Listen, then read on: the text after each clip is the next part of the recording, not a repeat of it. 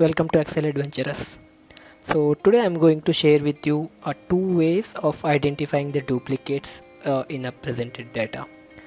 So the first way is, so if you select the entire data and go to conditional formatting, highlight cell rows and go to duplicate values. So you can identify the duplicate values through this. And the second way is using the formula Countif.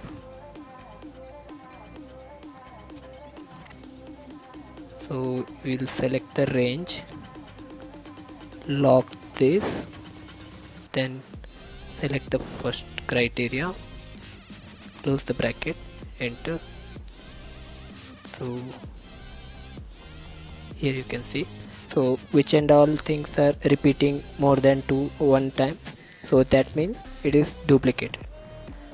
Hope you understand the concept.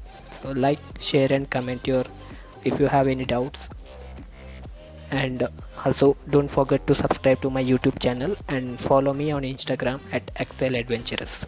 Thank you. Bye bye.